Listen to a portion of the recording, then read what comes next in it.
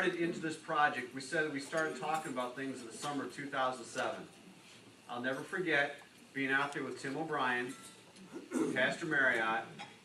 I had this little idea of what we could do to get into a facility that would just get us enough room to play basketball. You probably wouldn't have had any fans in the building I was going to put up. You wouldn't have had any extra restrooms. It would have just been the very smallest thing possible. I was thinking stuff like, you know, for probably $100,000 or so, we could probably get this whole thing done. And by that afternoon, they were talking loans, they were talking buildings, they were talking things that I just never dreamed could ever happen. Tim O'Brien is a general contractor, and he's a friend of Faith Christian School. He's had 2 kids go through Faith Christian School, 2 wonderful kids that have graduated. And you would think that a general contractor would do something like this, and I'm sure he would have loved to do something like this when the kids were back in kindergarten. But he waited till they were all done with school.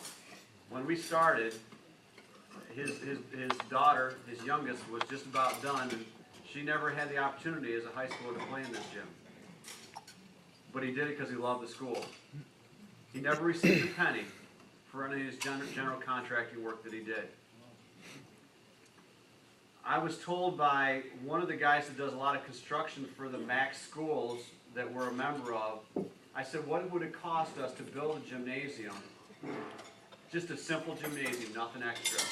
They said, you're looking at least $1 million. This project was completed with a hardwood floor, with a connector building containing bathrooms with showers in the back for just over $600,000. It would have never happened if it wasn't for Tim O'Brien. Tim and I talked in the early days about what we would do to try and keep costs down. I was going to be the general contractor. Not the general contractor, but the foreman. I was going to go out there and I was going to explain what needed to be done, and I was going to be the guy on the spot. But it wasn't very long into the project that we discovered that was not going to work out very well at all, because I had no idea what I was talking about. And unfortunately, they knew that, so that was going to be a problem. So Tim sent a guy out named Fred, and I don't know what his last name is, we just always called him Fred G. Fred G was on the payroll for Tim O'Brien, and yet we never got a bill for the hours that he put that out there at the gym, making sure the project got done. We haven't got the bill yet anyway. I don't know. Tim's a little bit slow. It's coming. Countless phone calls. I pestered Tim. The people at his company, I'm sure if they had caller ID, they tried their best to screen the calls. I pushed *73 or whatever you do to hide the calls. Countless meetings. A meeting that I'll never forget in Lansing.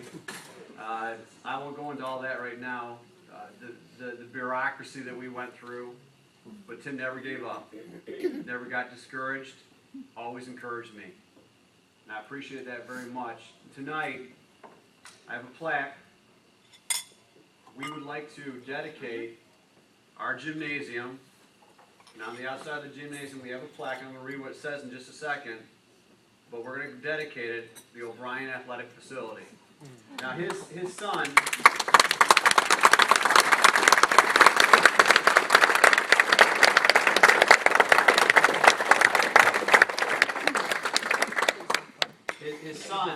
always asked for his name somewhere in that dedication. We just couldn't fit Eric in there, okay? So we left that out. We called it the O'Brien Athletic Facility. It says, dedicated to our friend Timothy W. O'Brien for his vision, generosity, and giving countless hours of thankless work to make our dream of a gymnasium a reality. Faith Baptist Church, Clinton Township, Michigan, February 28, 2011.